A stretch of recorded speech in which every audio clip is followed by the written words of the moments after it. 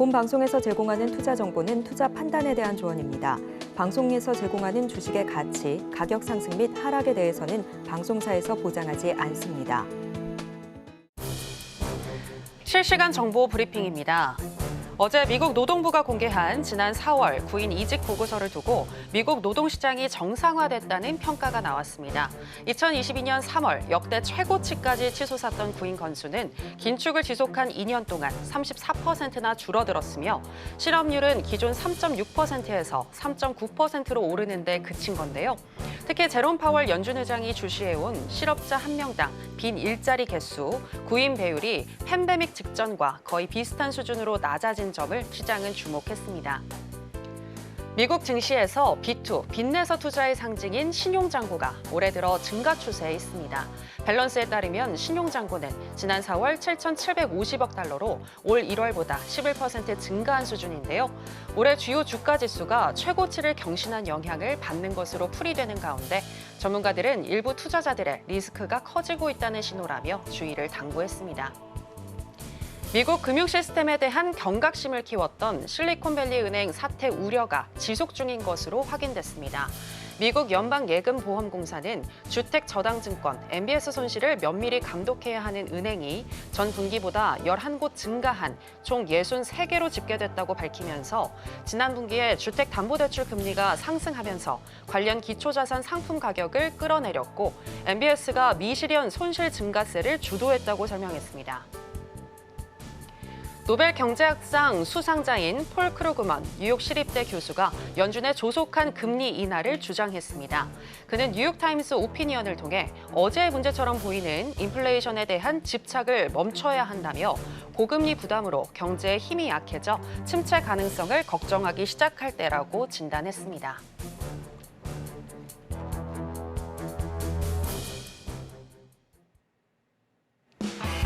지금은 해선시대. 여러분 안녕하세요. 해외 선물 상황을 가장 빠르게 알려드리는 시간 해선시대 정유현입니다. 어젯밤 미국 증시는 상승하면서 마감을 했습니다.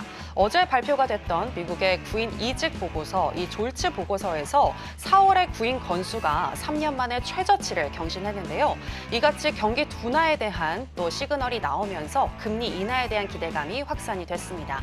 하지만 앞서서 나왔었던 소비와 그리고 또 제조업 지수는 부진했는데 이렇게 고용시장까지 냉각이 된다면 경기 침체가 올 수 있다는 우려감도 현재 생긴 상황인데요. 금리 인하를 바라면서도 또 경기 침체는 지금 우려하고 있는 그런 상황인데 이런 상황에서 우리는 또 어떤 부분에 집중을 해야 할지 투자자의 관점에서 어떤 선택을 해야 할지 오늘도 저희 해선시대와 함께 하시면서 알아보시기 바랍니다. 일단 오늘 뉴욕의 주요 3대 지수 상승하면서 출발을 했습니다. 그럼 해선시대 본격적인 시작 전에 주요 경제지표 일정부터 만나보고 오시죠. 네, 주요 경제지표 일정 보시겠습니다. 미국 석유협회에 따르면 주간 원유 재고는 405만 2천 배럴, 휘발유 재고는 402만 6천 배럴 증가했습니다. 민간급여 처리회사 ADP의 전미 고용 보고서에 따르면 5월 민간 부문 고용 증가치는 전월 대비 15만 2천 명으로 시장 예상을 하회했습니다. 미국의 5월 서비스 구매 관리자 지수는 54.8로 예측치에 부합했습니다. 23시 30분에는 미국 에너지정보국 EIA가 집계한 원유 재고와 가솔린 재고가 발표될 예정이며 내일 21시 30분에는 유럽중앙은행 ECB가 6월의 기준금리를 발표합니다.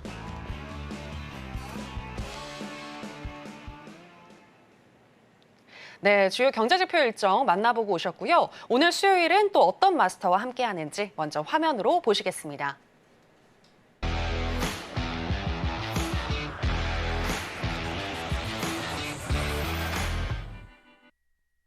네, 투자의 차원이 다른 수익률을 보여주고 계신 분이시죠? 천명 마스터 나오셨습니다. 마스터님, 안녕하세요. 네, 반갑습니다. 네, 우리 시청자 여러분들께도 인사 부탁드리겠습니다.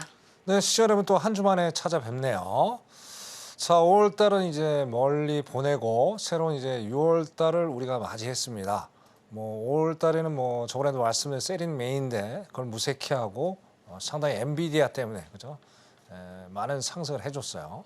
자, 6월 달은 또 역사적으로 보면요, 상당히 그렇게 썩 좋은 달은 아닙니다. 그런데 5월 달하고 또 유사하게 또 어쨌든 분위기는 아직도 상승에 대한 분위기를 이끌어가고 있다. 그 주된 원인은 뭐냐? 결국 우리 시험 다 아시다시피 엔비디아 엄청나죠. 자, 저번 주만 해도 어떻게든 좀 매도세를 좀 꺾이다가 또 월요일부터 오늘까지 계속 좀 1%가 넘는 상승세를 지속시키고 있다. 아, 참 파워풀합니다. 1000비디아가 아니라 그죠? 일단 뭐 1500비디아까지 1500비디아까지는 이런 얘기가 나오고 있는 그런 상황들입니다. 참 작년하고 너무나도 달라요. 작년에는 테슬라가 모든 나스닥의 주도권을 차지했는데 이제는 게임 체인저가 되면서 올해는 테슬라 계속 테슬라를 이제 교체하고 엔비디아가 계속 상승 주도를 해 나가는 것 같습니다. 자, 과연 그 상승세가 어디까지 지속이 될까요? 상당히 의문스러운 시간이 아닐 수가 없습니다. 자, 어쨌든 6월달 정말 중요하죠. 자, 빅 FMC라고 제가 말씀을 드리죠. 6월 이제 13일이죠. 한국 시간에 새벽에 이제 발표가 있는데 과연 점도표가 발표되죠.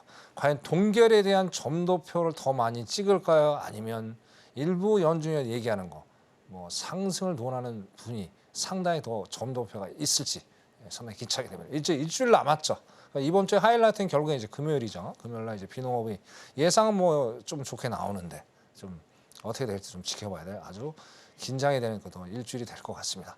자, 제가 금요일날은 출연 안 하죠. 근데 미리 오늘 진단을 해보고요. 거기에 대해서 설명을 드리는 시간을 가질 거고, 제가 금요일날 내일 제가 강연회 무료 강연회가 있습니다. 그때 이제 미리 제가 진단해보고 기술적 분석, 투자 전략 할 테니까 앞에 자막 보시고 미리 거기에 방에 참여하셔서 저의 정보를 좀 받아가셨으면 좋겠습니다. 자, 잠시 후에 더 좋은 소식으로 이야기 나누는 시간 갖도록 하겠습니다. 여기까지 하겠습니다. 네, 요즘 흐름 좋은 미국 시장인데요. 이러한 상승세가 언제까지 지속이 될 수 있을지, 그리고 또 6월에는 다양한 중요한 이벤트들이 많이 예정이 되어 있는데, 특히나 이번 주 금요일에 고용지표, 비농업 고용지표가 발표가 되고 또 연준의 점도표 등 중요한 이벤트들 발표 전에 우리는 어떻게 또 대응을 해야 하고, 발표 후에는 또 어떻게 대응을 해야 할지 여러분들 궁금하신 분들 많으실 것 같습니다. 천명 마스터님이 가까운 곳에서 여러분들께 해답을 드린다고 하니까요. 아래 지금 나가고 있는 내용 참고를 해주시면 되겠습니다. 특히나 바로 내일 오전과 오후 두 차례에 걸쳐서 10시 10분부터 여러분들과 좀 더 가까운 거리에서 소통하면서 직접적인 해법 알려주신다고 하니까요. 꼭 기억해 주시기 바랍니다. 자, 그럼 이제 본격적으로 해선시대 시작해 볼 텐데요. 먼저 나스닥의 현재 시세와 더불어서 이슈 체크해 보도록 하겠습니다.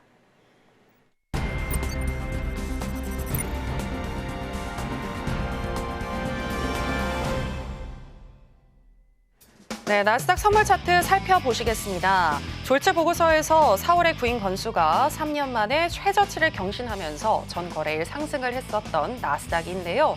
오늘 같은 경우에는 그래도 흐름 좋습니다. 나쁘지 않고요. 9시 49분경 18,812선에서 시작을 해서 우상향하는 흐름을 보여줬고, 개장과 동시에 약간 횡보하는 듯하는 그런 모습을 보여줬지만 또 제조업 PMI가 시장 예측치에 부합을 하게 나오면서 10시 52분경 18,859선까지 터치를 했습니다. 그리고 현재 시점에서는 0.76% 정도 상승을 하면서 18,842선 지나가고 있는데요. 자, 그럼 나스닥과 관련한 이슈도 체크를 해보도록 하겠습니다. 네, 오늘 나스닥과 관련한 이슈는요. Inflation isn't likely to come down to Fed's 2% target, two prominent economists say. 저명한 경제학자들이 말을 하기를 인플레이션이 연준의 목표치인 2%까지 내려갈 가능성은 낮다는 내용이 되겠습니다. 미국 중앙은행 총재 후보 명단에 이름을 올렸었던 글렌 허바드 전 백악관 경제자문위원장과 로렌스 서머스 전 미국 재무장관은 인플레이션이 단기간 내 경제에 타격을 주지 않으면서 연준의 목표인 2%까지 점진적으로 하락하진 못할 것이라고 전망을 했습니다. 또 허바드 전 위원장은 주거 비용의 문제를 높은 인플레이션의 원인으로 돌리는 경제학자들은 틀렸다며 주거 비용이 낮아진다 해도 2% 인플레이션에는 도달하지 못할 것이라고 덧붙였습니다. 그리고 서머스 전 재무장관은 향후 3년간 미국 경제는 2.75%에서 3% 정도로 운영되는 게 바람직하다며, 그렇지 않으면 2% 목표를 추구하며 상당히 심각한 경기 침체를 유발할 것이라고 말을 했습니다. 자, 그럼 관련해서 또 이야기를 나눠보도록 하겠습니다. 네, 마선님, 저명한 이렇게 경제학자들이 보기에 연준이 원하는 인플레이션 2% 달성은 어려워 보인다라는 이야기를 했는데 마스터님도 혹시 동의하시나요? 동의하죠. 어, 뭐 이거는 이제 저번에도 제가 말씀을 드렸던 것 같은데. 네네. 자, 2020년 3월에 그죠? 연준 파월 의장이 일시적이다 인플레이션이 네. 이렇게 하면서 경제 성장률이 마이너스로 돌아섰을 때가 있었어요. 네네. 그럼 경제를 살릴 수 있는 방법은 뭘까요? 아무래도 돈 또. 돈을 많이 이제 네. 야 우리나라 좋은 나라야. 그러니까 많이 투자해. 그때부터 리쇼링이 됐죠. 네. 우리나라 등등등등 많은 국가들이 투자를 하니까 어때 일자리가 남아 돌죠. 그죠? 자, 그리고 아까 뭐 잠깐 봤는데 뭐 졸투가 네네. 팬데믹 이전으로 돌아왔다. 음. 저게 좋은 소식이 아니에요. 아. 무슨 얘기냐면 자, 그때는 저 불법 이민자들이 다 일을 하고 있었죠. 네네. 그죠? 근데 올 3월부터 자꾸 이제 어떻습니까? 자꾸 이제 이게 미국 원주민 애들이 그죠? 야, 와 자꾸 우리나라 뺏는 거야. 좀 강하게 드랍을 좀 걸어야 되는 거 아니야? 하면서 이제 불법 이민자들은 어느 정도 제동을 걸고 있죠. 네. 그러니까 걔네들이 좀 빠지니까 이게 떨어지는 거지. 그걸 뺐을 때 로컬에 대한 어떤 일자리는 아직도 남아 있다라는 얘기예요. 그죠? 그렇게 해석을 해야 되고. 근데 얼마 전 닐 카시카리가 또 그 얘기했어요. 네네. 어젠가 그젠가. 뭐 어떤 경제쇼에 나가서 뭐 자기가 이제 가끔 노동자들과 직접 대화를 많이 한대요. 거기서 하는 얘기가 뭐냐면 인플레이션 너무 싫다. 일자리보다. 인플레이션이 그 고물가니까 서민들은 어떻게 돼요? 뭐 사 먹기가 겁나죠. 그죠? 아예 실업이 없다. 싫어. 아예 우리는 그냥 뭐야 경기 침체가 왔으면 좋겠다. 일자리가 없으면 네. 뭐 어쨌든 물가라도 싸니까 먹고 사는 거는 뭐 문제가 안 되는데 조금 쉬면서도 일자리도 구할 수 있잖아요. 네네. 지금 이제 우리 서민들도 마찬가지로 너무 물가가 세니까 뭐 하나 사면 쉽지 않다라는 거예요. 그런 것 때문에 지금 저렇게 얘기가 나오는 거고 또 하나 얘기는 뭐냐면 네네. 자, 다이먼 회장, 그 JP 모건 다이먼 회장이죠. 네. 자, 그분이 이제 작년에 7%까지 올라간다는 이제 금리가 그 얘기를 했어요. 예, 그게 좀 상당히 좀 뭐 쐐기를 박았죠. 결국은 거기까지 안 올라갔지만 그게 뭐냐면 지금 보세요. 가만 지금 보세요. 저 아까도 좀 우리 저 다른 분랑 얘기를 나눴는데 자, 지금 재정이 영방 정부가 재정이 지금 안 좋죠 상황이. 네. 그럼 재원을 마련하려면 국채 금리를 계속 발행을 해서 세수를 돈을 확보를 해야 되는데 안 사잖아요 사람들이. 안 사니까 어떻게 돼요? 아무래도. 사기 하려면 금리를 계속 올릴 거 아니에요. 네. 야, 좀 빨리 사라. 근데 그거 안 산단 말이야. 그런 게 또 내관이 되는 거고. 또 아까 인플레이션 2%안 간다는 얘기는 당연히 이건 안 가는 거죠. 왜? 지금 돈 풀잖아요. 저번에도 대선이기 때문에 돈을 풀 수밖에 없는 거죠 지금. 돈을 안 풀면 이제 아까 서민 경제가 지금 뭐 신용에 대한 어떤 크레딧 담보 부채율도 좀 상당히 높아 있는 상황들. 그럼 어떻게 돼요? 그 사람들도 어쨌든 투표권을 가지고 있는 사람들이잖아요. 네. 그 사람들을 잠재워 주려면 어떻게 해야 돼요? 돈을 줘야 될 거 아니에요. 어. 그러니까 인플레이션은 안 잡히고 고금리는 계속 갈 수밖에 없는 상황이 지속이 될 거다. 물론 언젠가는 금리를 내리겠죠. 네네. 근데 내려도 정말 티가 안 날 정도로 내린다. 그러면 상당히 시장이 안 좋아질 수 있고, 그죠? 그리고 뭐 아까 제 앵커님 말씀하신 지금 제조업 지수가 상당히 안 좋습니다. 네. 오늘은 또 다르죠. S&P 글로벌 PMI는 또 좋게 나왔어요. 이 양날의 칼이 정신을 못 차려요. 11시에 또 이제 발표가 됐는데 11시에 지금 또 발표가 지금 됐네요. 보니까 네. 지금 53.8%예요. 그 예상은 50.8%였는데 53.8%예요. 어제는 안 좋게 오늘은 또 좋게 나왔단 말이에요. 너무 이제 뭘 하기가 쉽지가 않죠. 여기다 서비스 PMI 이렇게 뭐 서비스 비즈니스 61%. 야 이거 역대급이랑 숫자 이게 어마어마한 숫자. 이런 것들 때문에 지금 냉온탕을 오간다는 거예요. 그죠? 그러니까 파월이 그게 분명히 있죠. 뭐 연준위원도 다 똑같이 이제는 뭐 없다. 데이터를 보고 우리가 판단해봐야 돼. 그 얘기를 했잖아요. 결국엔 그 사람 데이터를 보는 거예요. 그 데이터 보는 거는 일반 투자자나 연준이나 똑같이 바라보는 거죠. 네. 자, 그럼 이 숫자 너무 좋게 나왔잖아요. 이걸 어떻게 해석할 거냐 이거예요. 자, 거기에다가 또 금요일 아까 우리 강연회 때 아까 말씀드린 강연회 때 설명부터 세부적 드릴 건데 자, 금요일 날 비녹음은 예상보다 이거는 이제 오늘 ADP 그러니까 오늘 졸트는 그죠? 졸트는 저거죠. 졸트보다 더 신뢰성 있는 게 비녹음이죠. 졸트는 숫자는 얘기를 뭐 이것저것 다 짬뽕으로 넣어놔서 실 데이터가 좀 신뢰성이 떨어져요. 이걸로 비녹음이 이제 하이라이트인데 예상은 저번 달보다 높게 나온단 말이에요. 정말 예상보다 똑같이 나와버리면 이것도 시장이 시장에는 기대했던 걸 네. 또 무색하게 또 내려간다. 그만큼 투자하기가 너무 힘들다는 얘기야. 네. 그래서 요 지금 아까 두 분이 하신 말씀들이 상당히 신뢰도가 있겠다. 음. 근데 항상 변화가 너무나도 많잖아요. 네. 그거를 이거다고 확정짓기는 조금 어렵겠다. 음. 그래서 결론적으로 일단은 이거는 참고만 하시고요. 네네. 결국은 파월이 항상 하는 얘기, 또 연준 위원들이 항상 하는 얘기, 데이터를 보고 접근을 해야 되겠다. 그렇게 제가 짧게 결론을 짓고 싶습니다. 네. 그러면 마스터님, 진짜 이렇게 매일매일 내 온탕을 왔다 갔다 하고 있는 시장인데 우리가 꼭 주목해서 봐야 하는 그런 경제 지표는 CPI랑 PC 그리고 또 어떤 게 있을까요? GDP 또 그렇죠. 그 결국에 이제 네. 인플레이션하고 관련되는 지표들이 이제 제일 이제 보통 이제 그러니까 매달 한 중순경에 좀 나오죠. 10일에 15일 사이. 네네. 이제 CPI, PPI, 그다음에 이제 매 월말에 나오는 게 이제 PC.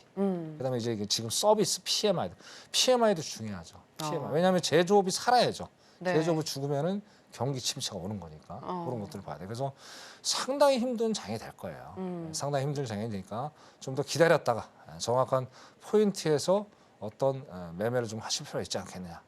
이번 주 보세요. 어제 오늘 보세요. 어제 오늘 어마어마했죠. 뭐 하방으로 쭉 내렸다가 그냥 갑자기 끌어올리고 뭐 정신 못 차립니다. 저번 주 네. 금요일 날 보세요. 저번 주 금요일 날 MS 와 역대급이 없습니다. 4시까지인가 4시 좀 넘어든가 쭉 내려왔다 갑자기 그 잠깐 사이에 쭉 올라갔어요. 지금 그만큼 지금 매매가 상당히 혼란한 수준인 거예요. 그러니까 조금만 기다려 있었다가 안전한 어떤 구간에서 매매를 좀 하시면은 좀 어떤 리스크를 좀 회피할 필요가 있지 않겠냐. 그리고 이제 이렇게 지금 변동 결국엔 뭐예요? 아까도 왔어요. 12일까지 이런 상황들이 너무나도 연출이 많이 될 거예요.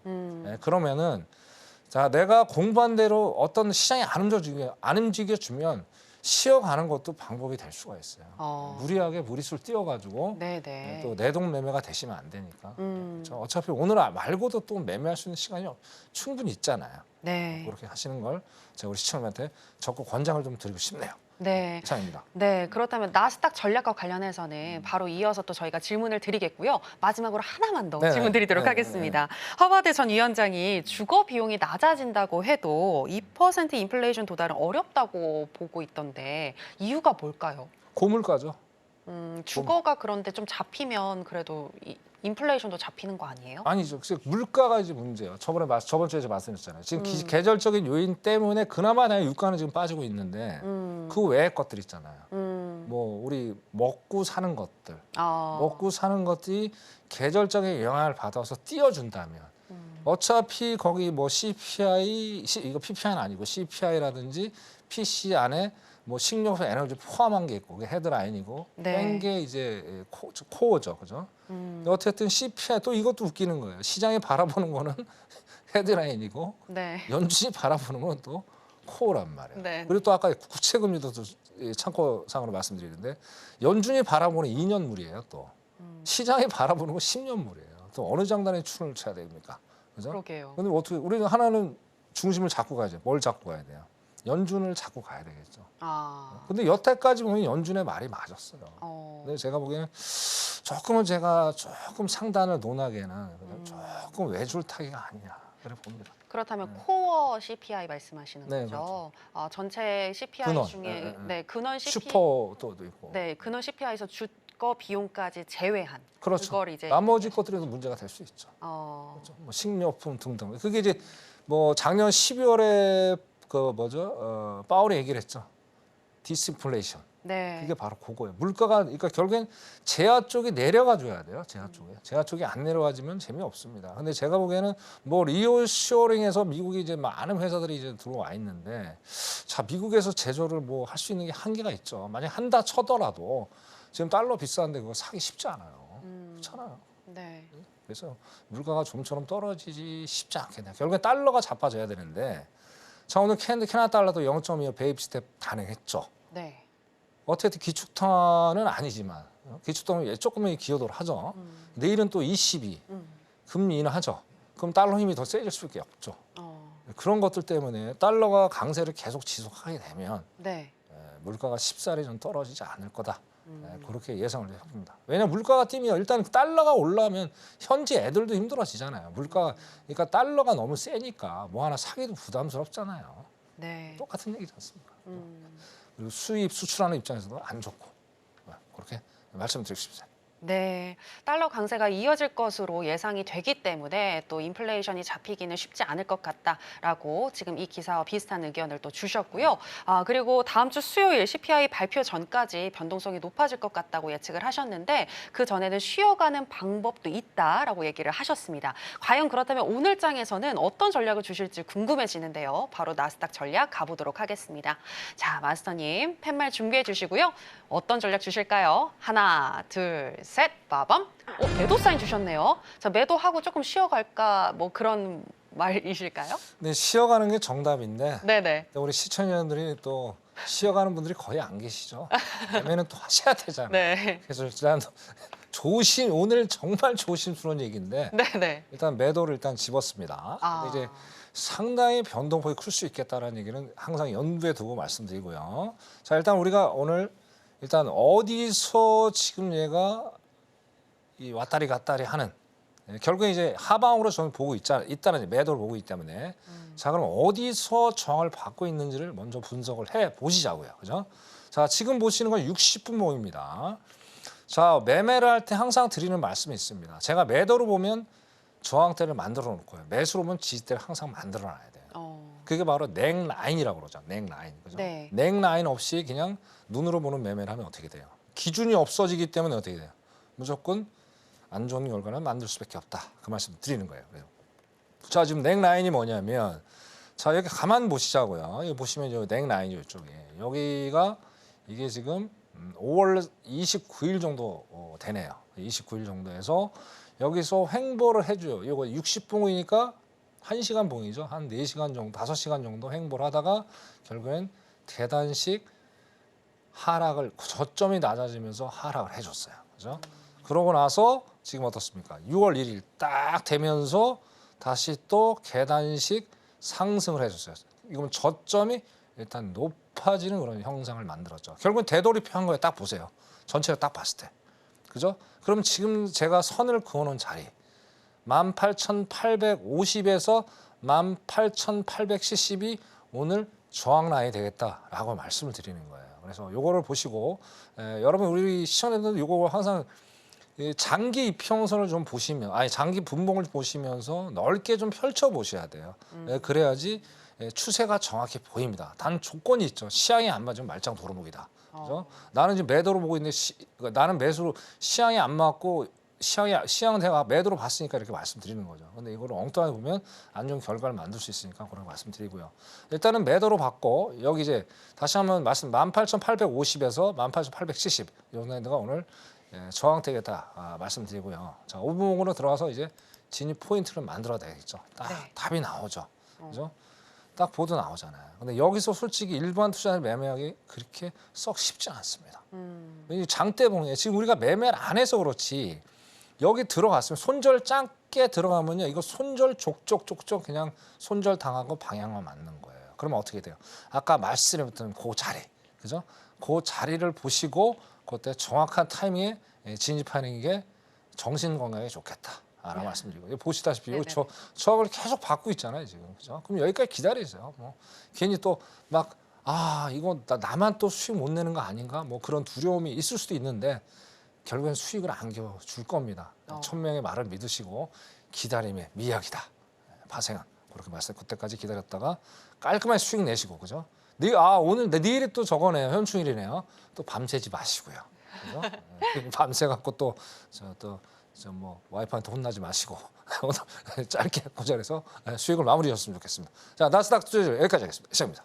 네, 나스닥 같은 경우에는 현재 시점에서 매도 포지션을 취하시는 게 좋겠고 구체적으로 어느 시점에서 매도를 해야 하는지도 또 이야기를 해주셨는데요. 가장 중요한 건 항상 시장을 볼 때 장기 이평선을 통해서 추세를 확인하면서 진입과 그리고 매도를 하자라는 이야기까지 들어볼 수 있었습니다.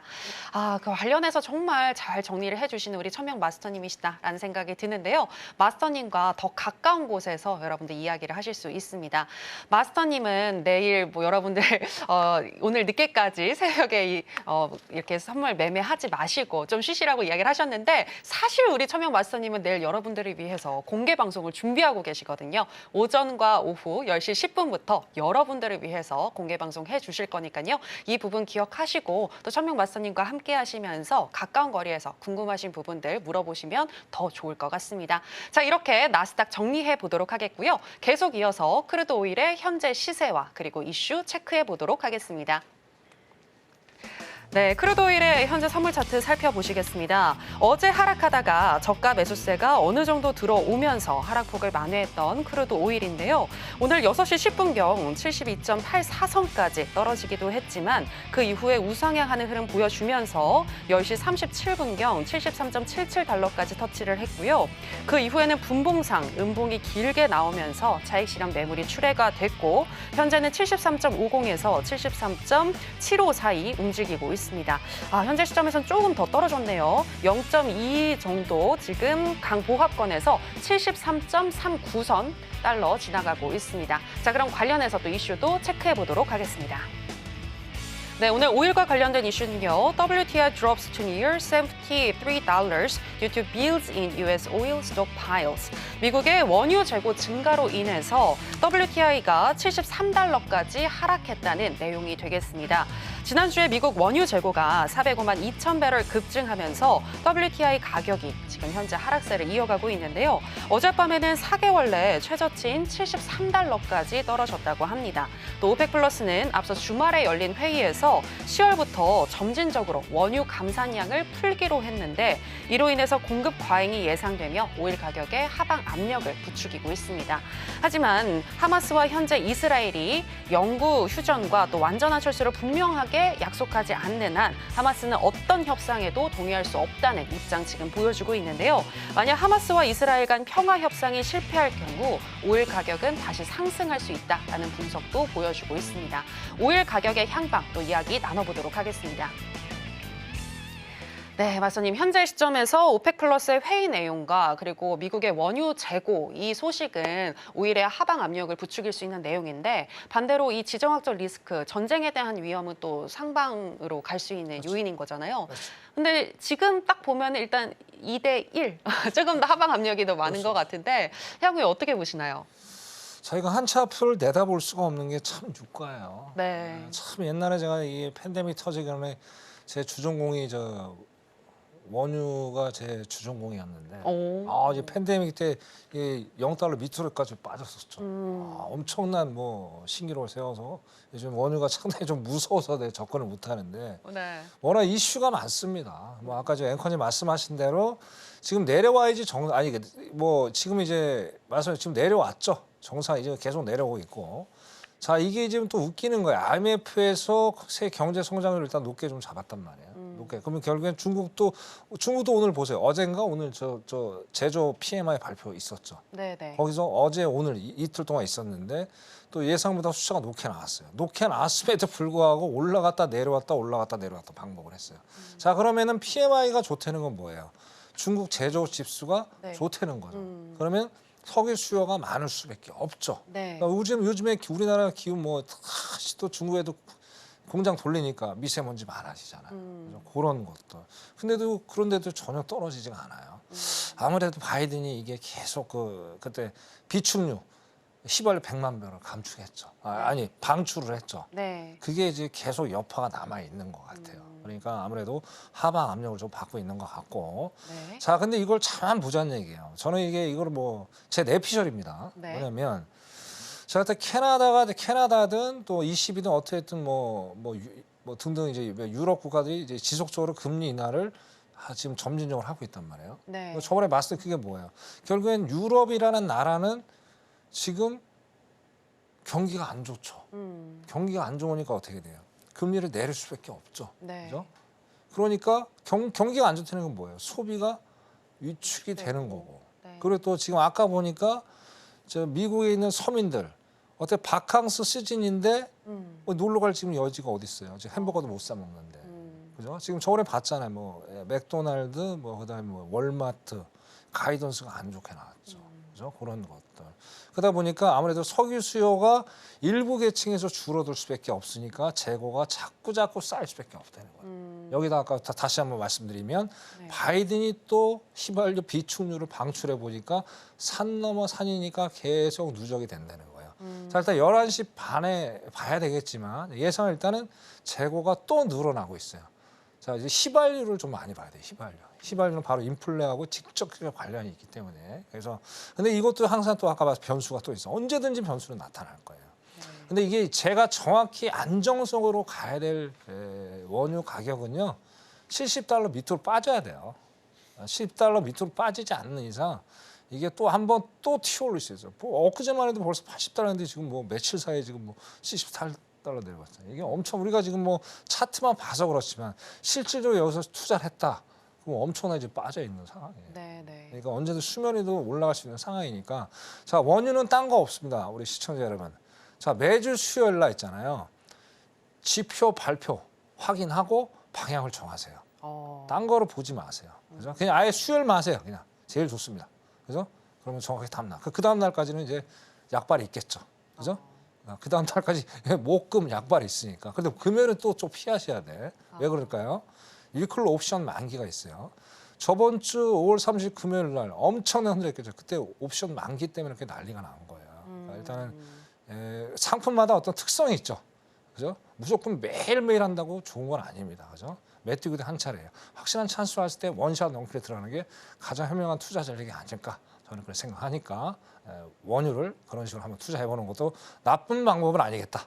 그렇게 말씀을 드리고요. 네. 거기에 대해서 또 보여야 될 게 많다고 그랬죠. 네. 거기는 이제 제 무료 강연에 내일 하니까 앞에 자막 보시고요. 거기 참여하셔서 질문 주시면 자세하게 제가 또 설명을 드리는 시간을 갖도록 하겠습니다.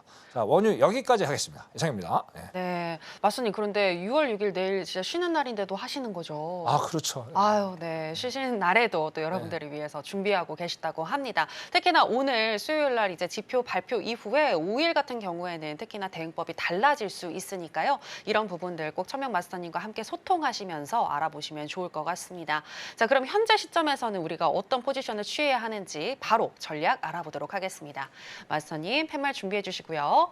하나, 둘, 셋. 빠밤.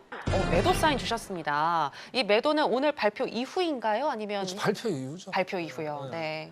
왜냐면 아까 말씀드린 일단은 원유 재고 발표가 일단 저번보다는 늘어났다고 저는 일단은 그거를 믿을 수밖에 없잖아요. 그죠? 그나마 이제 미국 지표가 신뢰성이 있는 게 네.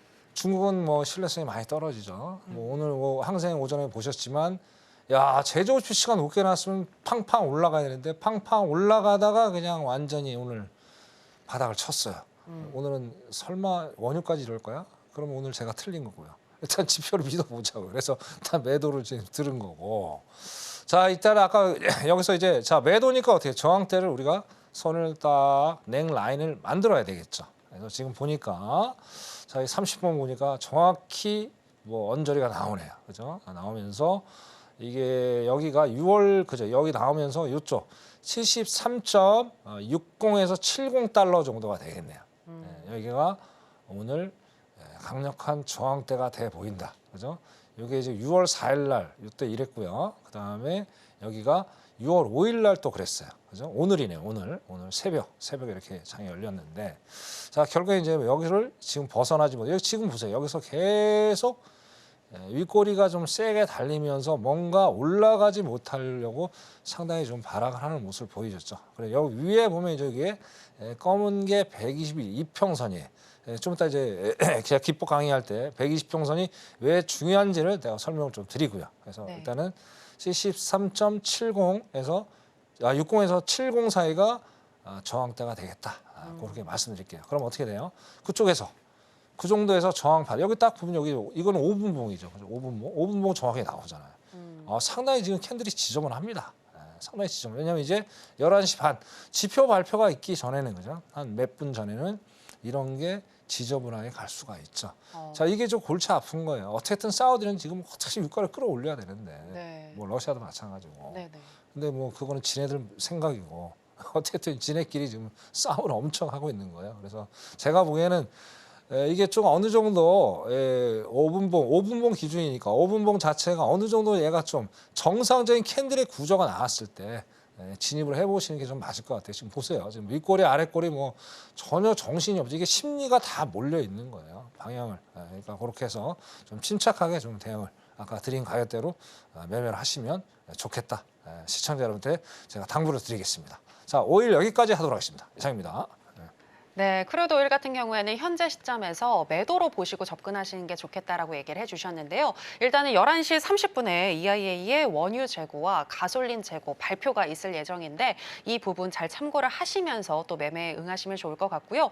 이때 나온 지표들을 어떻게 해석을 해야 할지 그리고 이후에 어떤 흐름 가지고 또 어떤 대응법으로 가져가야 할지 궁금하신 분들은 아래 나가는 정보 참고하셔서 천명 마스터님과 함께 해주시면 되겠습니다. 자, 크루드 오일 이렇게 정리해 보도록 하고요. 계속 이어서 골드의 현재 시세와 이슈 체크해 보도록 하겠습니다. 네, 골드의 현재 선물 차트 살펴보시겠습니다. 최근 2350에서 2370선 안에 박스권에 갇힌 골드 보여주고 있는데요. 오늘도 비슷한 모습입니다. 장 개장 이후에 그래도 조금 올라와 주기는 했습니다만 그래도 바로 11시 16분에 2353선까지 내려왔습니다.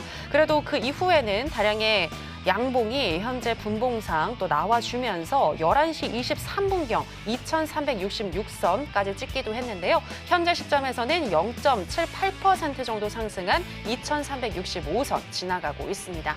자, 그럼 골드와 관련한 이슈도 체크해 보도록 하겠습니다. 네, gold prices range bound amid rate cut speculation. 금 가격, 금리 인하 기대감과 함께 박스권이다라는 내용이 되겠습니다. 미국 연준의 금리 인하 시점에 대한 현재 추측이 여러 곳에서 나오고 있죠. 그런데 이 금은 거의 2주 동안 현재 보합권에 머무르고 있습니다. 이 기사에 따르면 미국 경제지표 부진으로 연준이 9월에 금리 인하를 시작할 것이라는 추측이 커지기는 했습니다만 투자자들은 금에 대한 큰 베팅을 경계하는 것으로 보인다라고 분석하고 있습니다. 그리고 이번 주 금요일에 발표될 비농업 고용 지표가 노동시장에 대한 보다 확실한 단서를 제공할 것이기 때문에 현재는 박스권에 있는 금 가격이지만 이후에 금 가격에 변동성이 올 수 있다고도 분석을 하고 있는데요. 금 관련해서도 이야기 나눠보도록 하겠습니다. 네, 2주 동안 계속해서 박스권에서 머무르고 있는 금입니다. 지금 이 기사에 따르면 이번 주 금요일에 비농업 고용 지표가 발표가 되면 금 가격에 영향을 줄 수 있을 거라고 보고 있는데 저는 개인적으로 솔직히 그렇게 크게 영향이 있을까라는 생각도 들거든요. 마스터님은 어떠신가요? 그럴 수도 있죠. 근데 이제 결국에는 이제 비농업이 생각보다 높게 나와버리면 네네. 금리는 올라갈 수밖에 없죠. 네. 그렇기 때문에 항상 그런 건 아니지만 금리가 오르면 달러도 같이 올라가는 어떤 커플링 구조를 가지고 있죠. 네. 지금 달러 인덱스를 잠깐 봤는데 또 안 맞는 날도 있어요. 근데 지금 워낙 중요한 이슈가 있기 때문에 지금 달러 인덱스 104 지금 초반대 상승 중에 있단 말이에요. 그러면은 골드가 내려와야 되는지 올라가고 있어요. 지금 박스권 저게 정확히 답이에요. 그 박스권의 답은 좀 이따 차트 분석할 때 설명을 드리겠는데 네네네. 그런 상황이 있다는 얘기예요. 그래서 지금은 오늘은 솔직하게 관망을 하실 걸 권장을 드릴게요. 그래서 저게 움직임이 차트처럼 정확히 나타날 수 있다. 기술 분석을 하면서 바로 좀 설명 드릴게요. 네네. 자, 지금 일봉입니다. 재밌죠? 재밌죠? 자, 5월 29일 날 음봉, 양봉, 음봉, 양봉, 음봉, 양봉. 딱 여기 심리 마지노선에 딱 걸려 있어요. 그죠? 그렇기 때문에 오늘은 관망을 하실 것을 좀 말씀을 드릴게요. 여기서 얘가 분봉이 정확히 설명을 해주잖아요. 그죠? 오늘은 기다렸다가, 그죠? 내일까지도 좀 매매를 안 하신 걸로 권장을 시켜요. 만약에 하신다면, 오늘, 하신다면 어제가 고가가 2373이에요. 2373. 뭐 2363, 그 정도 왔다, 근데 100딥 정도 움직임이 오고 있는데, 오늘 고점이 2366이죠. 거기가 오늘 2366에서 2367 정도. 23 정정할게 2367에서 2370 정도가 오늘 고점이 될 것 같아요. 거기서 뭐 짧게 수익을 내는 걸로 권장을 시키는데 이게 지속적으로 상승을 올라가게 좀 제한적이 있다. 이유는 아까 말씀드렸죠. 달러 인덱스가 여전히 지금 상승 중에 있다는 거예요. 네. 그렇게 보시면서 짧게 좀 매매하실 것을 권장을. 내일은 또 저게 있죠. 내일은 민간고용 지표가 있죠. ADP. 내일 또 줄줄이 사탕이 있습니다. 금요일 날 비노급이 있고.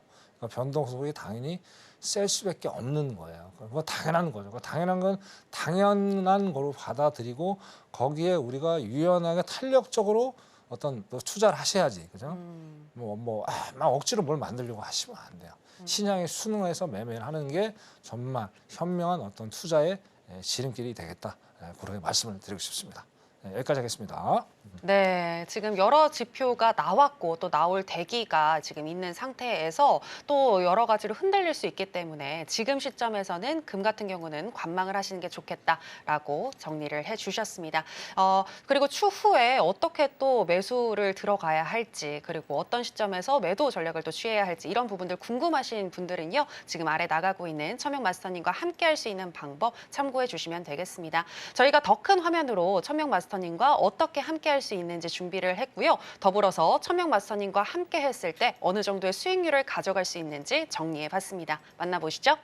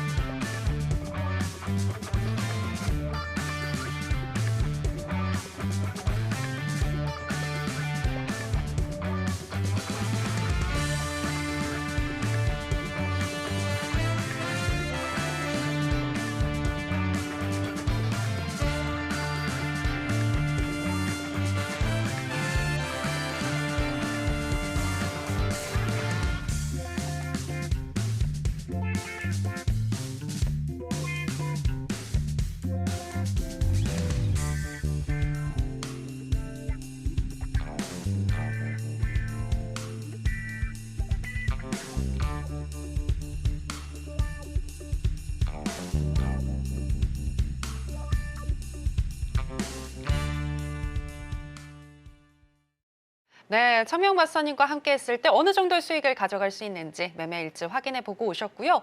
자, 그리고 지금 바로 또 EIA의 또 발표가 있었는데요. 저희가 바로 전해드리도록 하겠습니다. 지금 하단에 나가고 있죠. 예측치보다 원유 재고가 상회했습니다. 그러니까 재고가 더 많이 남았다는 건데 이거는 분명히 5일에 하방 압력을 또 부추길 수 있는 내용인 거잖아요. 그렇죠, 그렇죠. 네네, 마스터님 어떻게 보시나요? 뭐 아까 제 말씀드린 대로 뭐 예상보다 너무나도 많이 나왔기 때문에 이건 뭐 내려가야지 정상이에요. 근데 지금 차트 보십시오. 정신 없죠? 그러니까 아까 말씀 조금만 기다리셨다가 그죠? 70 조금만 수정을 할게요. 지금 네. 오늘 고점이 73.90이네요. 그죠? 80에서 90 사이. 그래서 저항 받아준다면 짧게 드셔야 됩니다. 짧게. 지금 정신이 없어요. 이게 지금 뭐 매수 매도하고 어떤 지금 핑퐁 게임을 하고 있는 상황이니까 이 지점에서 그렇게 짧게 해서 수익을 좀 내실 것을 권장을 드릴게요. 여기가 지금 쌍봉입니다. 네네. 만약에 73.90을 돌파를 하면 좀 더 기다려 보셔야 되겠죠. 이렇게 해서 매매를 좀 했으면 좋겠습니다. 근데 마스터님 사실 원래는 이렇게 좀 내려가야지 되는 게 맞는 건데 왜 상승하는 걸까요? 지금 정상적인 시작이 아니죠 지금. 아, 지금 오늘 오늘 아까 ASM도 마찬가지고 네. ASM 그렇게 좀 나왔으면요 내려가야 돼요. 지금 뭐 정상적인 시장이 아닙니다. 금요일까지. 그래서 어떤 윤곽이 뚜렷한 윤곽이 벌어지지 않기 때문에 네. 신뢰도가 이번 주에는 좀 지표들이 좀 떨어지지 않느냐 그렇게 좀 파악을 좀 해봐야 되겠네요. 네. 시장의 방향성이 뚜렷하게 지금 정해지지 않은 조금은 정신없는 시장이기 때문에 이렇게 지표와는 또 다른 시장의 반응을 또 나올 수도 있다라고 설명을 해주셨는데요. 향후에도 어떤 지표가 나왔을 때 어떻게 해석해야 할지 또 시장의 반응을 어떻게 받아들여야 할지 궁금하신 분들 많으실 것 같은데 천명 마스터님과 함께 해주시면 좋을 것 같고요.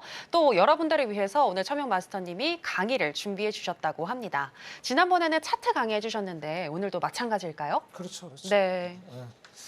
자 일단은 뭐 제가 5월달에 이렇게 성적이 썩 좋지는 않았습니다. 물론 약수익은 마감을 했지만 네네.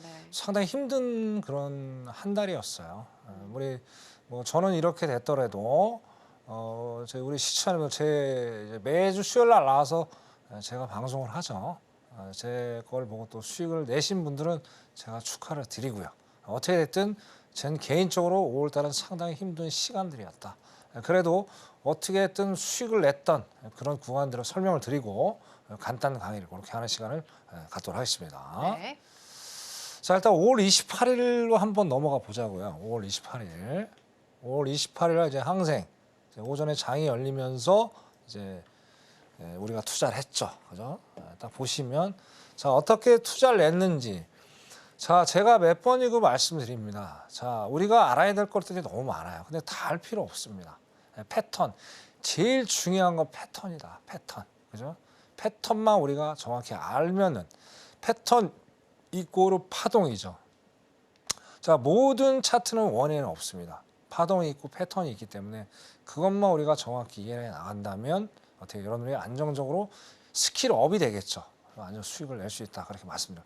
매일 똑같이 반복되게 나와요. 그죠? 그래서 거기에 대한 여러분들이 꾸준히 공부를 좀 해야 될 것 같고요. 여기서 공부를 좀 더 내가 더 깊게 하고 싶다. 그러면 아까 강연에 그죠? 자막 나가는 대로 들어오시면 제가 또 자세히 설명을 드리도록 하겠습니다. 자, 여기 있다. 1차 그죠? 봉이 만들어졌고 2차 봉이 만들어졌죠. 그죠? 여기 정확히 여기서 진입했었다면 매수 정별이 나왔죠. 정별이 뭐예요? 5일, 20일, 60일. 정확히 수익을 냈을 거고요. 자, 여기서 내가 진입을 못했다. 그럼 여기서 수익을 내 가지고 이제 역별이 되는 거죠. 화살표 방향이. 그죠? 역별. 그죠? 역별이 되면서 5일, 20일, 60일. 이런 것들이 가장 좋은 시그널이다. 이렇게 냈을 때 우리가 수익을 또 안정적으로 낼 수 있고요. 그다음에 여기서 MACD 오실레이터가 매도의 시그널을 보여줬어요.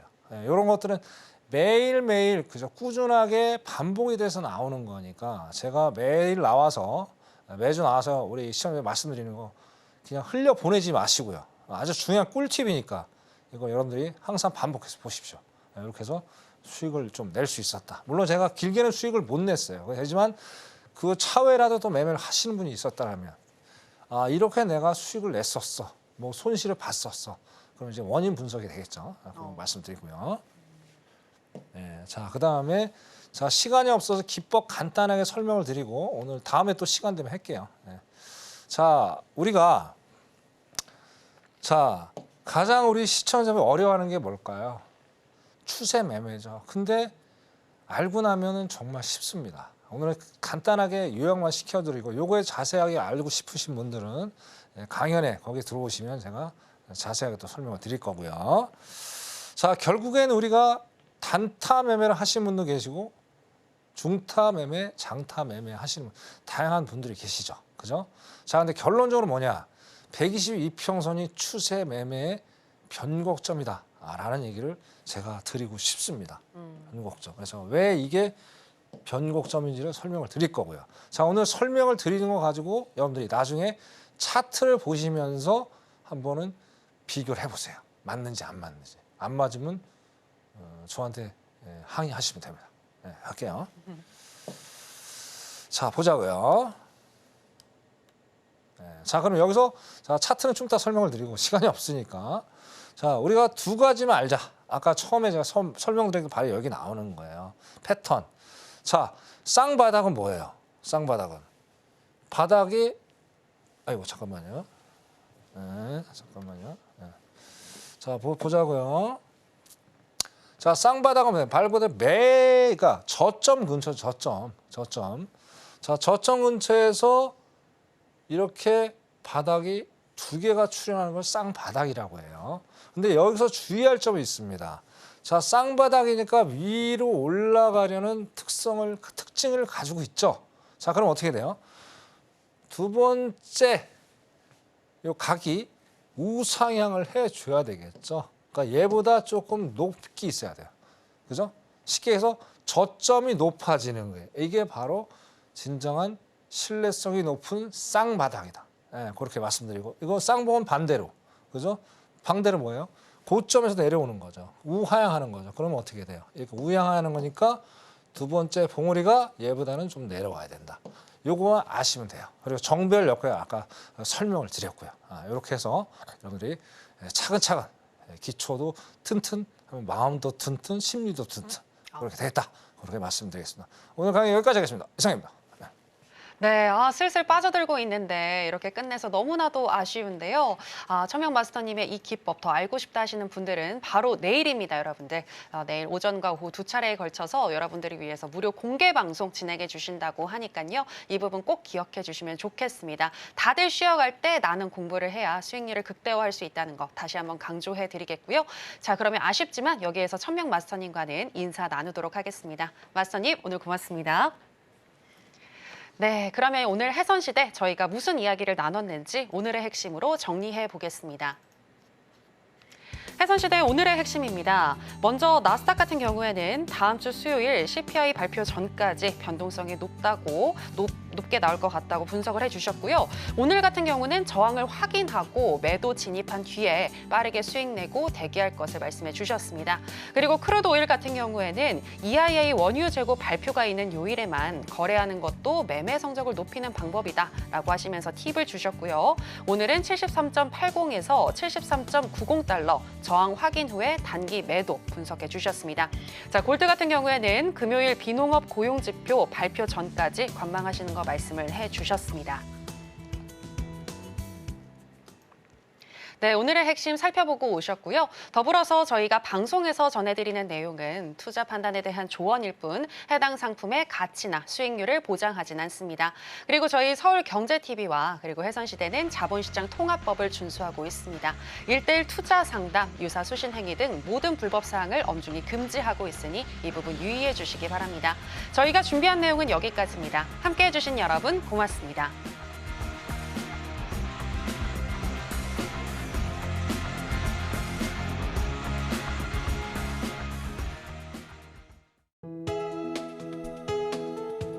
본 방송에서 제공하는 투자 정보는 투자 판단에 대한 조언입니다.